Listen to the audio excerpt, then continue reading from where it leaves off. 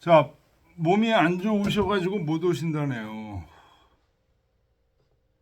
자, 그러면 수업을 오늘 이제 들어가 보겠습니다. 네 편. 네 편에서 이제 제일 먼저가 소요유인데요.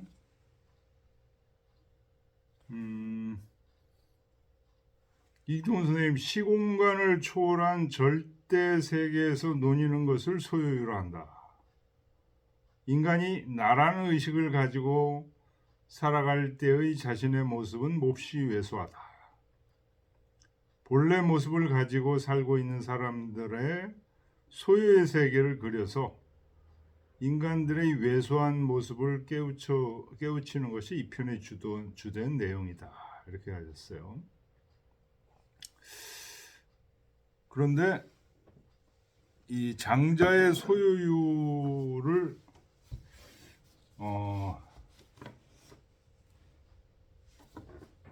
우선 이기동 선생님 책은 쉽게 이제 접근하게 많이 도와주신 것이고요.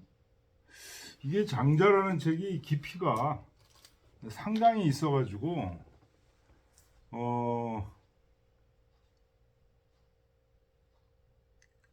또 지난 시간에도 이제 그런 얘기했죠. 바라보는 관점들이 뭐 다양합니다. 유물론적으로 장자를 바라보는 시각에서부터 시작해가지고 여러 가지 시각이 이제 존재하는데요.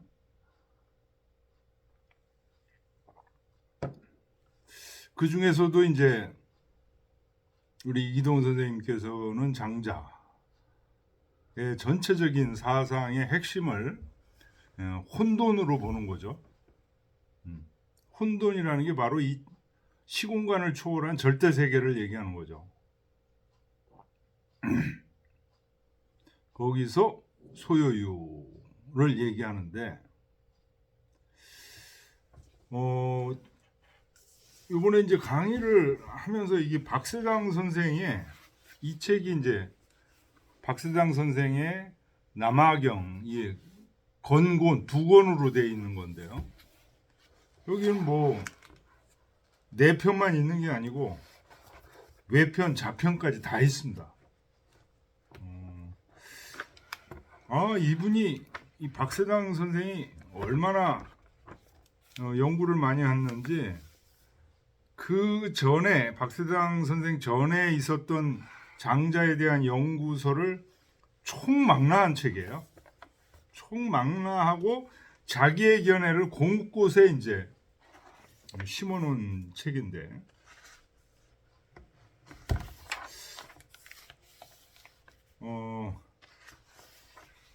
물론 뭐 여기 안병주 선생님이 이제 역주한 안병주 선생님하고 전호근 선생님이 역주한 이 책도 여러 가지 세밀하게 이제 줄을 달고 이제 이런 책이긴 한데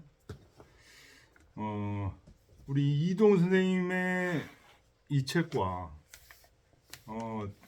박세당 선생의 이 남아경을 같이 읽었으면 좋겠는데 이게 좀 너무 힘드실 것 같은. 그래서 혹시 장자의 좀 이 박세당의 이 책을 번역한 책입니다. 이게 번역한 책인데 전체를 번역한 건 아니고 네 편만 번역한 책입니다. 이게 박헌순이라는 분이 옮겼는데요.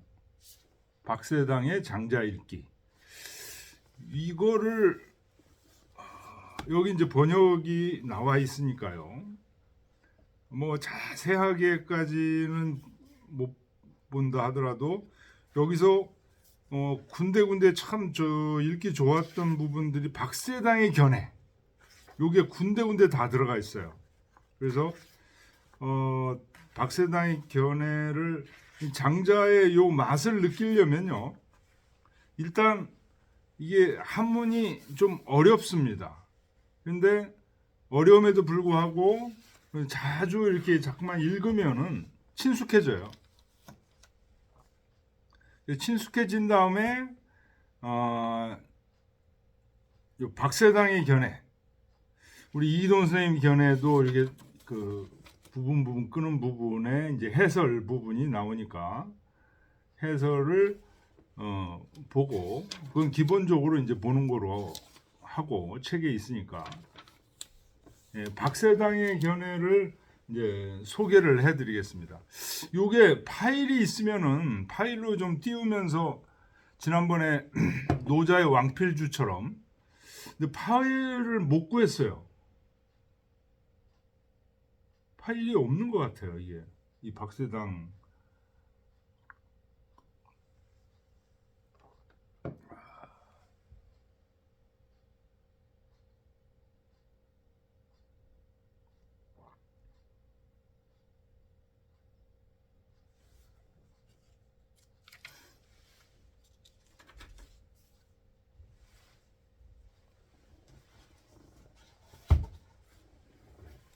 자, 그래서 지금 소요유라는 데를 이제 장자의 소요유를 읽어보면 어떻게 보면 황당무계한 얘기들이 지금 계속 나오는데요. 이거를 그냥 소설이라고 보고 황당무계한 거로 봐버리면은 장자가 이런 황당무계한 얘기들을 끌어들이는 의미가 전부 사라져요.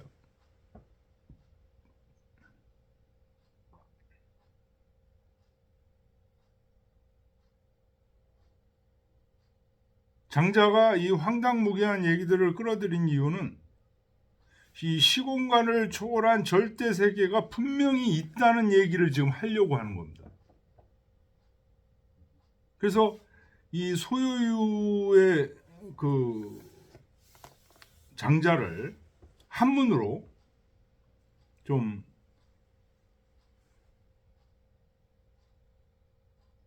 익숙하게 읽으려면 이제 여러 번 읽어봐야 돼요. 여러 번 읽으면서 이동 선생님의 이 풀이는 물론이고, 이 박세당 선생의 풀이까지 좀 읽으면 참 장자를 깊이 이해에 들어가는데 많은 도움이 될 것 같습니다.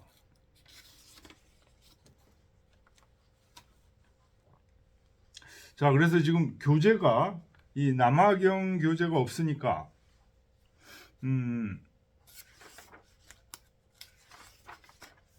저는 일단은 뭐 원문은 다 똑같은데요. 끊어 읽는 부분들이 달라집니다. 그래서 박세당 선생이 지금 얘기한 부분들, 요걸 이제 소개하려면 이 박세당 선생 책을 중심으로, 원문은 똑같은데 끊어 읽는 게 이제 달라지죠. 중심으로 진행을 해보겠습니다.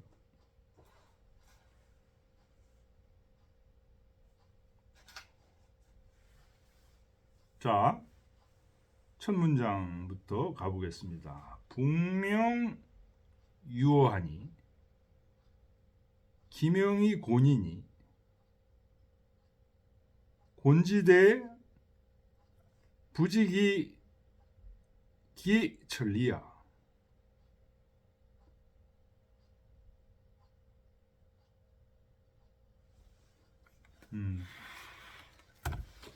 이 명자가 이게 어두울 명자죠. 북쪽에 있는 그 어두운 바다죠. 이 북극을 이제 우리가 쉽게 생각할 때는 북극을 생각하면 되는데요. 북쪽의 어두운 바다에 물고기가 있다. 그런데 그 이름을 곤이라고 한다. 근데 사실은 이 곤이라는 말들이 여기서는 이제 엄청 큰 지금 물고기로 지금 비유가 되는데, 실제 쓰는 곤이라는 단어는 굉장히 작은 치어를 곤이라고 한답니다. 그러니까 이 굉장히 작은 물고기로 쓰이는 단어를 가지고 지금 이렇게 상상을 초월한 엄청나게 큰 물고기로 둔갑을 시키는 게 이게 장자의 엄청난 상상력이다는 얘기를 지금 하고 있습니다. 곤지대. 곤이라는 물고기의 크기는 부지기 기천리야. 몇 천리가 되는지를 알 수가 없다.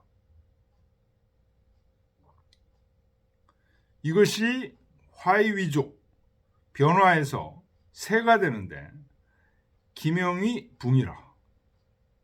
그 이름이 붕새다.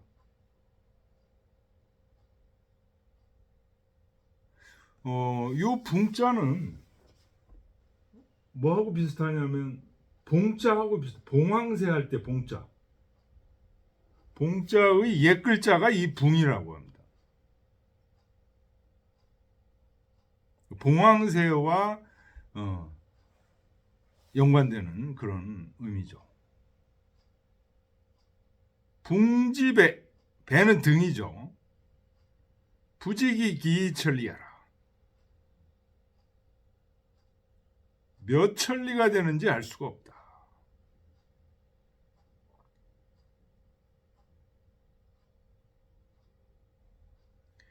도이비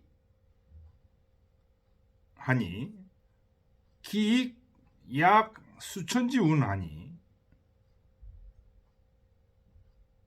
노이비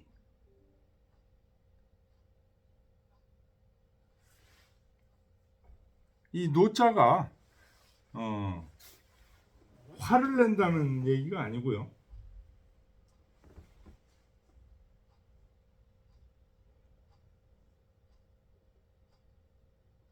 기운차게 떨쳐오르는 것을 의미합니다.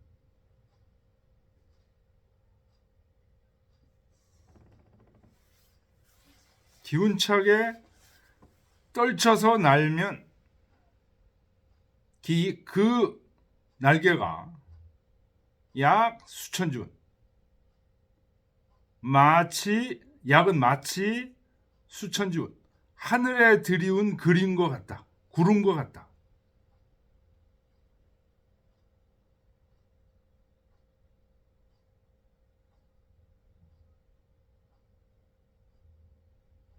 시조야. 이 새는 붕새를 얘기하는 거죠. 해운죽 장사원 남명하니. 해운이라는 것은 바다가 움직이는 거다. 그래서 해운과 해동. 해운은 해동야라. 이렇게 임희라는 분이 줄을 달았습니다. 해운은 해동이다. 바다가 움직이면. 바다가 움직인다는 거는 우리가 태풍 볼 때 보면 태풍에 눈이 있고 엄청난 해일과 저기를 동반하죠. 그래서 바다가 움직인다는 건 그 태풍이 바람이 지금 구름이 이렇게 같이 가고 있다는 것을 상징하고 있습니다. 바다가 움직이게 된다는 얘기는 태풍이 지금 불어오면 장사와 남명, 장차 사는 이제 옮길사죠. 남명으로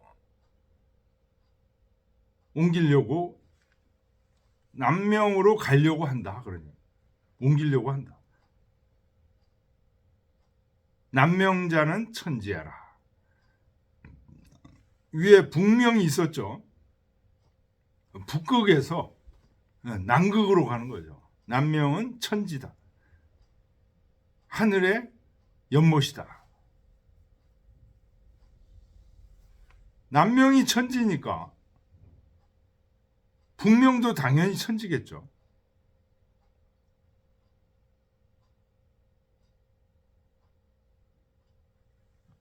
여기까지는 장자가 이제 얘기를 한 거예요. 이런 게 있다. 이게 장자가 얘기를 한 겁니다. 그 다음에 사람들이 이걸 믿질 않을 거 아니에요. 그래서 근거를 지금 대고 있는 겁니다. 제해자 지 괴자야라. 그래서 이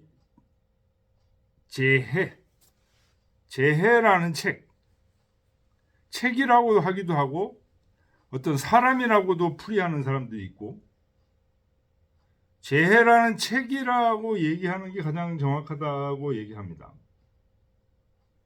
제해라는 책은 지괴자야. 요 뜻지자가 말씀 원변이 붙으면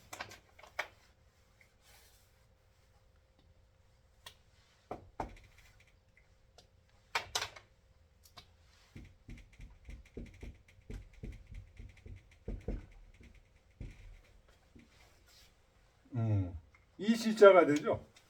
이 시자가 되면은 이거는 이제 잡지 무슨 지 할 때 이 지자가 되죠.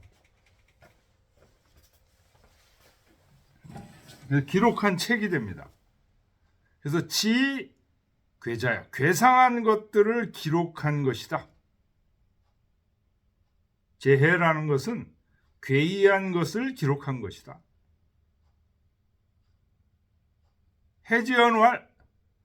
해지어는 줄임말이죠. 제해에 이런 말이 있다. 붕지사어 남명래.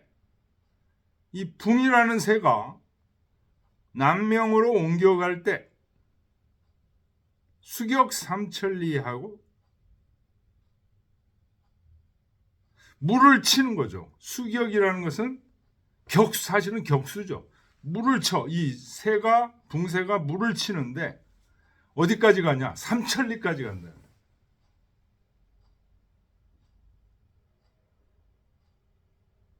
삼천리까지 가는데 단부여의 상자 구말리니 거의 6월 십자야라. 단은 휘몰아치는 겁니다. 휘몰아치는. 부요는 회오리바람. 회오리바람으로 휘몰아쳐서 이 상자 위로 올라간다. 얼마큼 올라가냐? 9만 리를 올라가. 9만 리를 올라가서 가는 거예요. 얼마 가냐? 2월. 6개월을 쉬지 않고 가. 그리고 쉬는 사람이다. 쉰다.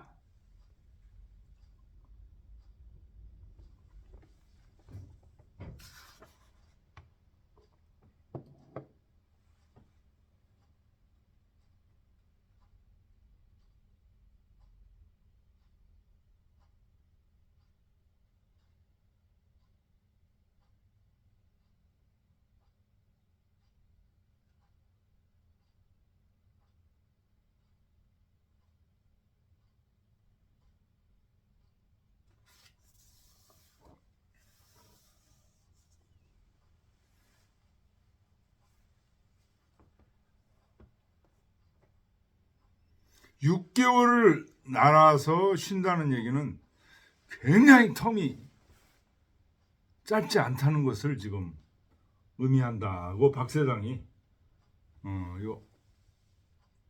여기다 줄을 달았습니다.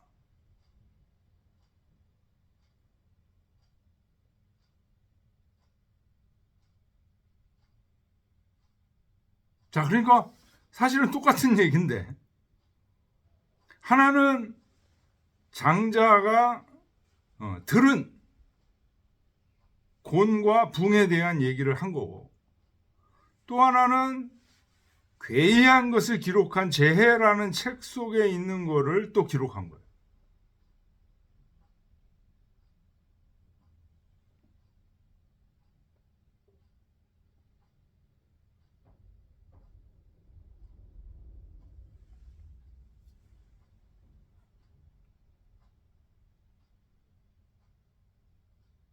지금은 붕세와 고노와 붕세에 대한 얘기를 지금까지 했죠.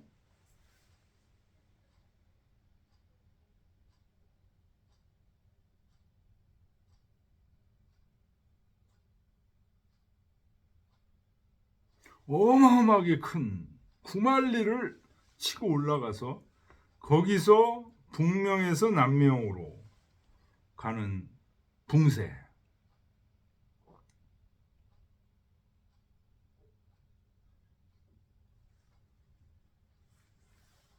이거를 재해라는 책을 지금 인용해서 재해에 있는 말이다라고 얘기까지 이렇게 하는 이유는 뭘까요?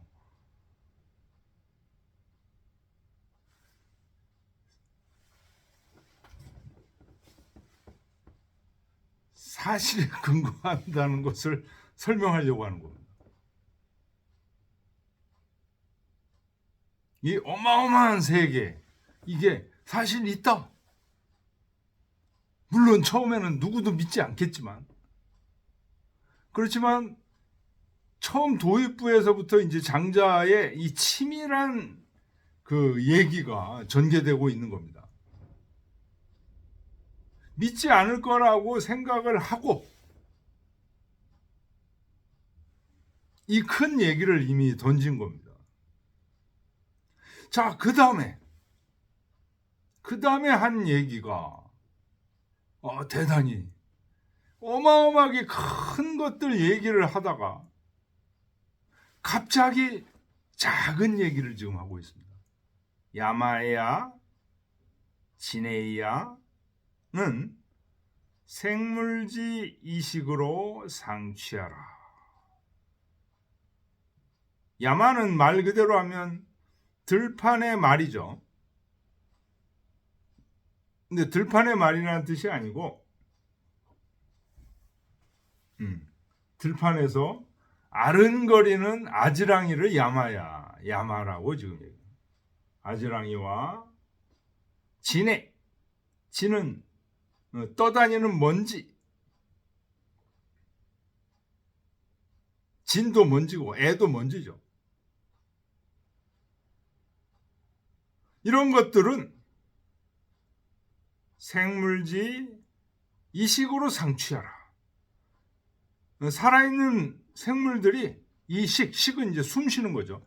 숨 쉬는 것으로 서로 불 수 있다. 뭐를? 야마야, 지네야, 아지랭이, 먼지 이런 것들은 살아있는 생물들이 우리가 숨 쉬면서 들락날락 할 수 있다는 거죠. 불 수 있다는 거죠.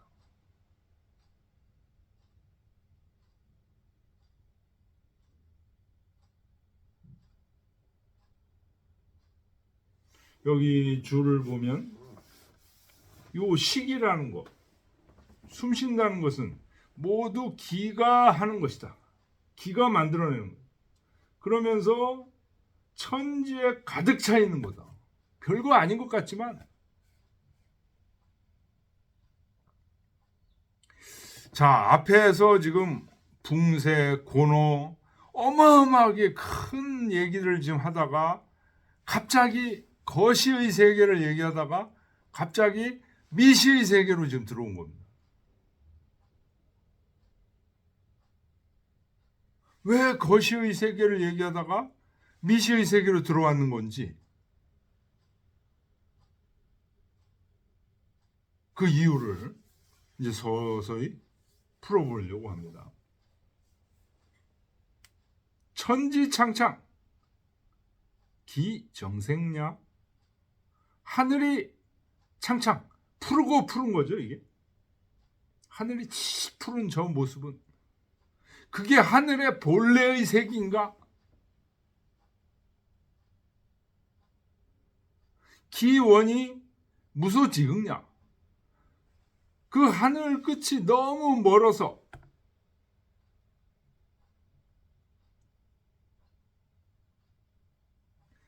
무소지극, 그게 달할 곳이 없어서, 끝이 없어서 그런 것은 아닌가? 푸르고 푸른 게 본래의 색이 아니라 끝이 없기 때문에 그런 푸르고 푸른 색이 나온 게 아닌가? 그러니.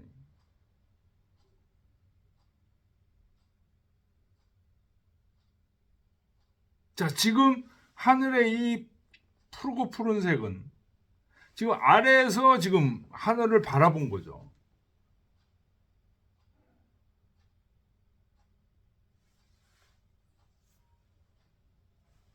기 시하야 역 약시즉 이라.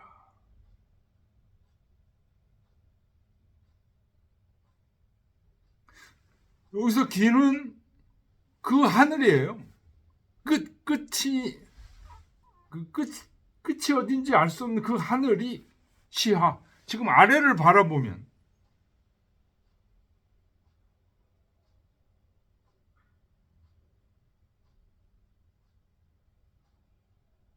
또한 이와 같을 뿐이다. 역 약시 즉 이의라.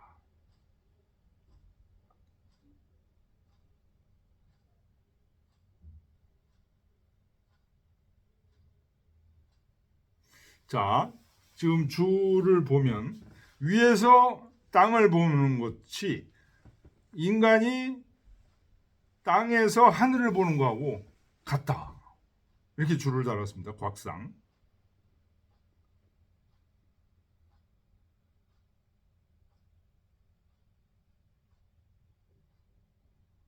아래에서부터 하늘을 보면 끝이 푸른 것을 보게 되는데 그것이 과연 본래의 색인지 멀어서 끝 닿을 데가 없어서 그런 것인지 알 수 없다.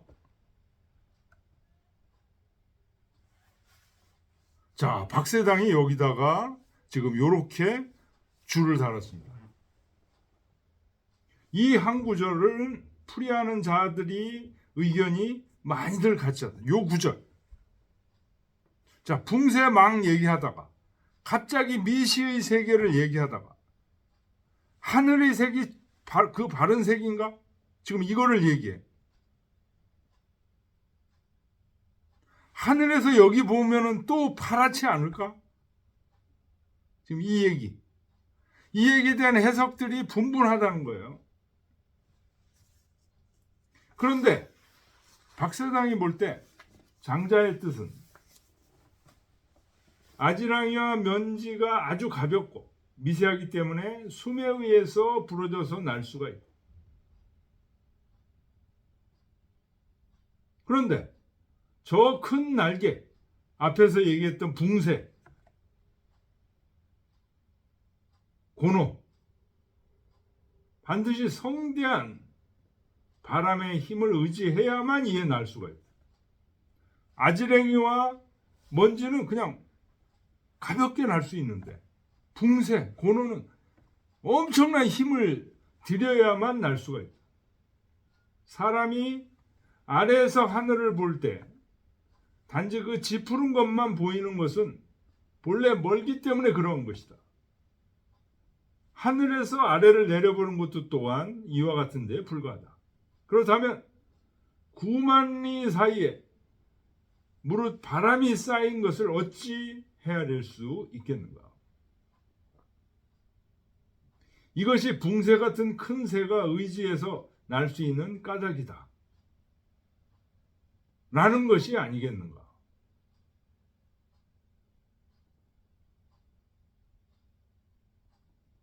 그러므로 아래글에 또 바람이 두텁게 쌓인 뒤에야 이에 큰 날개를 떠받칠 수 있음을 밝혔다. 박세상이 이렇게 줄을 달았어요. 이게 무슨 얘기겠습니까?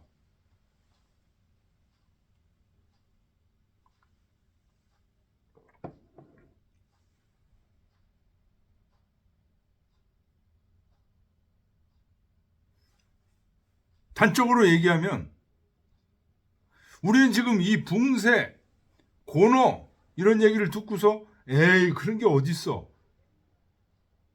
지금 이렇게 단정을 해버리는데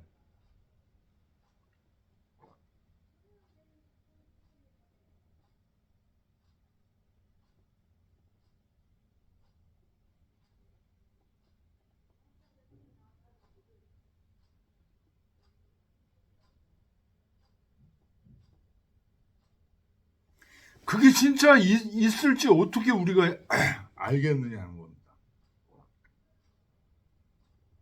없다고 너무 확정 짓지 마. 있으면 어떻게 할 거야? 하늘이 파란 게 진짜 하늘의 색이 아니라 너무 아득해서 파란 거라면, 우리가 알고 있는 하늘은 파란색이야. 잘못된 생각이잖아요. 잘못된 생각일 수 있어. 그래서 우리가 갖고 있는 고정관념을 지금 흔들라는 얘기하고 있습니다. 이 어마어마한 세계, 붕세의 세계. 실제로 이제 옛날 분들은 태풍이라는 것을 눈을 지금 보질 못했지만 오늘날은 인공위성에서 다 촬영을 하잖아요.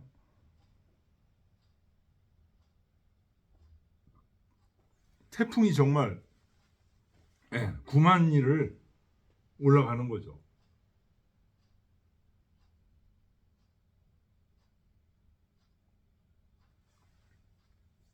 박사당이 지금 요까지 읽고,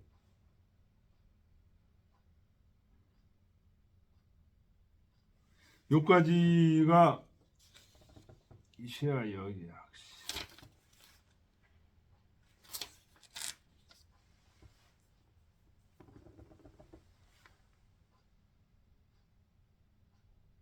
요까지가 우리 이기동 선생님 처음 끊은 단락이죠.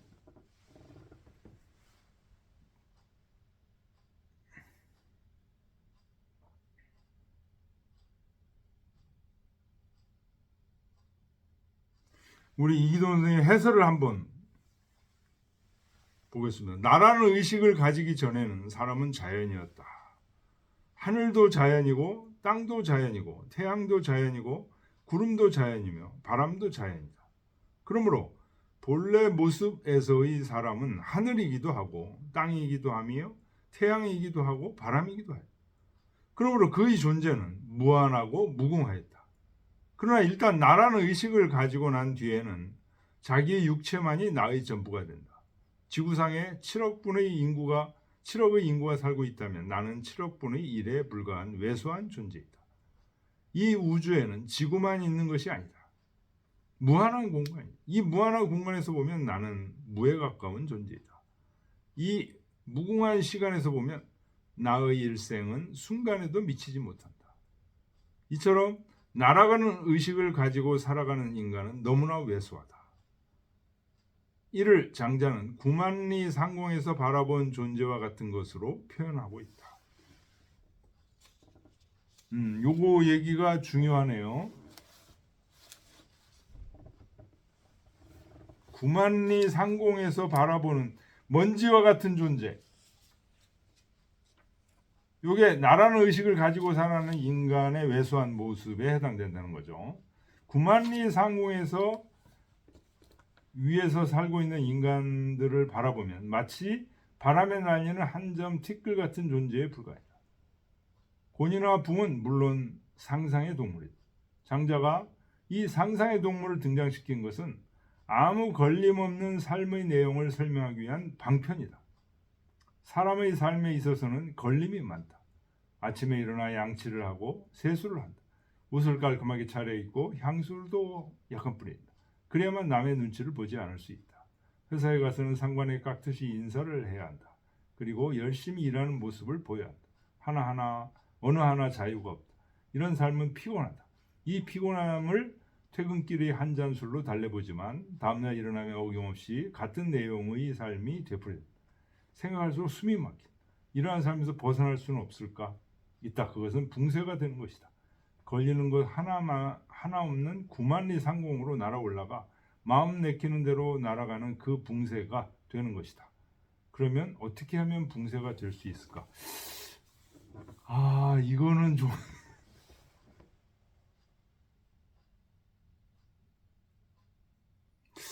저는 이 표현은 별로 찬성하고 싶지 않은데,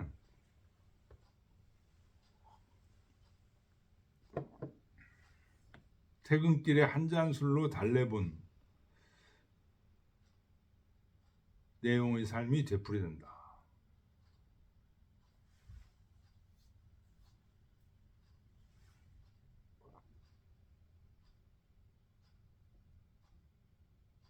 붕세가 되는 것이다.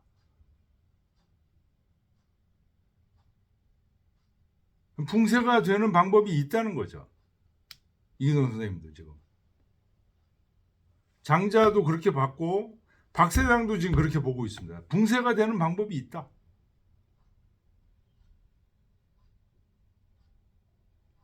그냥 소설로만 끝날 얘기가 아니야, 이건.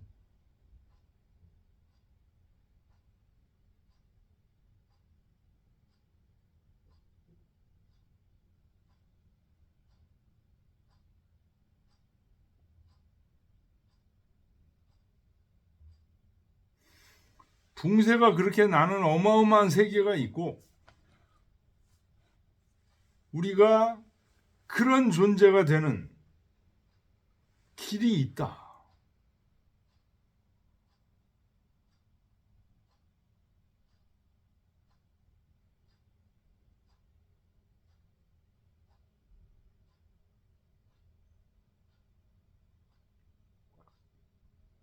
그래서 지금 박세당은 이 뒤에 계속 장자가 물이 쌓여야 되고 바람이 쌓여야 큰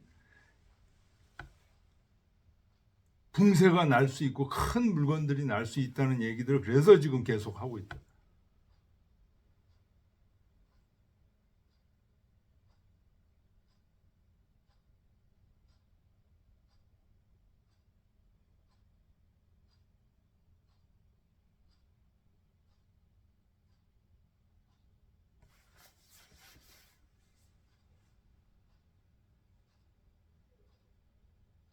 자, 그 다음 문장을 하나 더 나가 보겠습니다.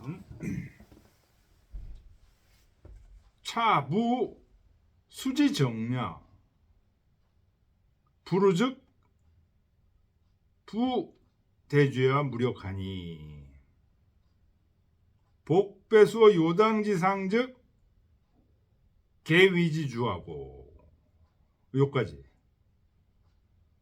대조 수지정야 물이 쌓이는 것이 두텁지 않으면 부대주야 무력하고 큰 배를 띄우는데 이 부자가 여기서는 이제 짊어진다는 뜻이죠. 그러니까 띄운다는 큰 배를 띄우는데 힘이 없어. 물이 충분해야 큰 배를 띄울 수 있다는 거죠. 또 복배주어 요당지상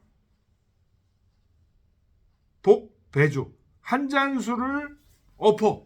복은 엎을 복이죠. 어디에? 어디에서? 요당지상. 요자가 이게 움푹 패일 요자입니다. 당은 이제 마루. 어떤 분은 이제 마당이라고도 하는데요. 마루나 마당에서 왜 이렇게 움푹 패인 데 있죠? 나무로 만든 마루 같은 데도 이제 움푹 패인 데가 있고, 집 마당에도 움푹 패인 데가 있어요. 거기에 술 한 잔의 물을 엎어. 그러면 거기 얼마 안 되죠. 개 위주주. 그래서 개라는 건 이제 지푸라기를 얘기하는 거죠. 지푸라기를 거기에 배가 되게 한다는 얘기는 거기에 띄운다는 거죠. 개위지주하고 그러면 충분히 뛰죠. 지푸라기는 거기서 충분히 배가 돼서 이렇게 떠다니죠. 치배원즉 교환이 거기다가 치는 이제 몸을 놓다 잔을 어는 이제 거기에 그런 뜻이죠. 고 움푹 패인 요당지상에 잔을 거기다 놓으면 술잔을 거기다 놓으면 술잔이 어떻게 돼요? 뜨지를 못하죠. 교라는 건 달라붙을 교입니다. 아교할 때 교자인데 금방 가라앉아. 수천이 주대에 아니라. 물이 얕아서, 물이 얕고 배는 커. 그러니까 술잔이 그 요당지상에 고인 물에 비하면 굉장히 크다는 거죠. 붕지정야 부르면 즉 기부대익냐 무력이라 고로 구만리 즉 풍사제하의라.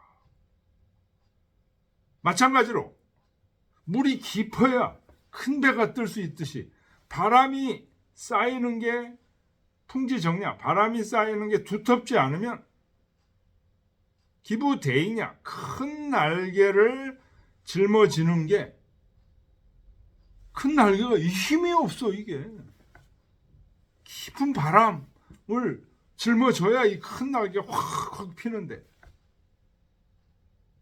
그래서 구만리 붕세가 9만리 높이 날아오른다는 것은 그 아래 바람이 사제하이라. 바람이 그 아래에 있다는 것이다. 9만리를 올라가야만 바람이 그 아래에 있는 것이다.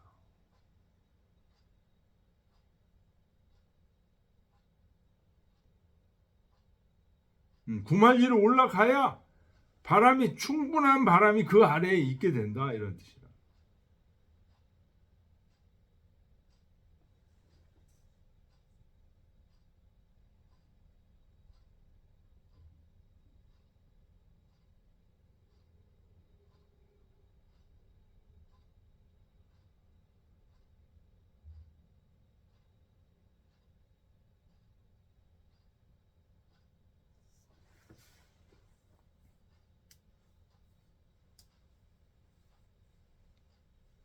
박세당은 이렇게 줄을 달고 있어요.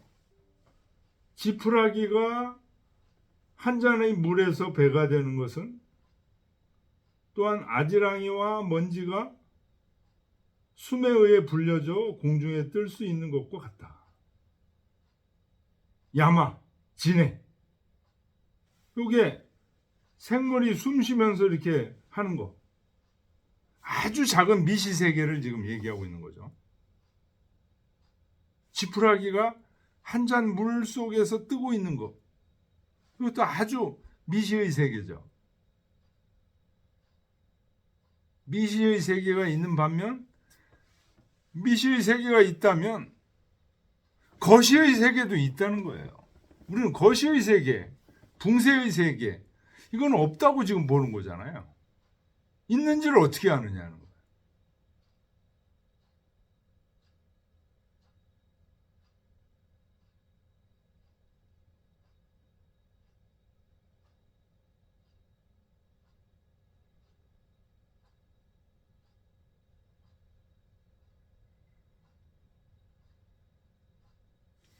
이기도 선생님은 이제 이 미시의 세계를 그 자기 속에 이제 갇힌 사람들이 세계라 이렇게 보시는데 지금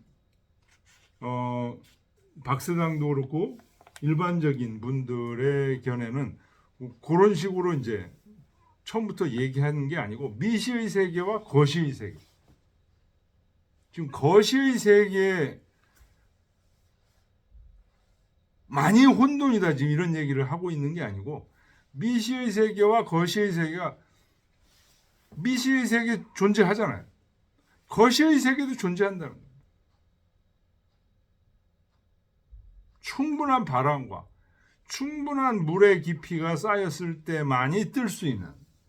그래서 우리는 일반적으로 제대로 잘 보지 못하는 거시의 어마어마한 거시의 세계. 반면에 눈에도 잘 보이지 않는 미시의 세계도 우리 현상 속에 존재한다.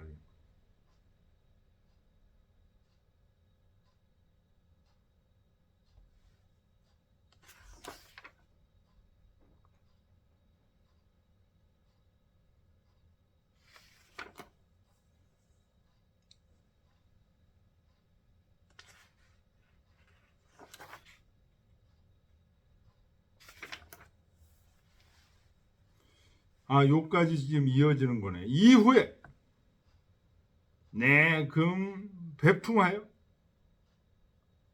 배부청천이 막지 요할자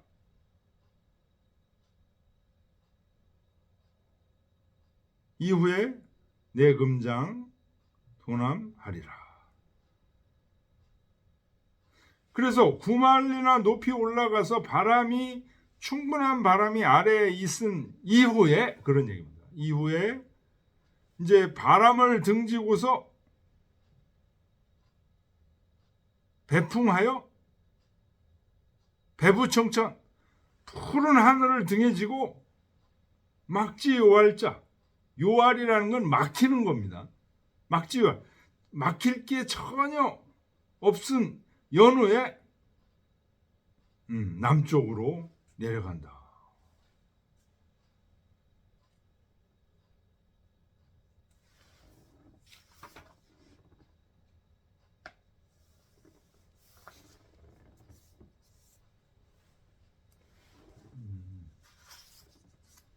곽상은 이렇게 줄을 달았어. 바람이 두텁지 않으면 가로막혀 통하지 못하기 때문이다. 이 정도가 되어야 이제 남쪽으로 날아가는 까닭은 좋은 것을 높은 것을 좋아하고 먼 것을 그리워해서가 아니다. 다만 자기 몸을 감당할 만한 조건을 갖춘 뒤에 떠나는 것이다. 뭐 이런 식으로 줄을 달았습니다.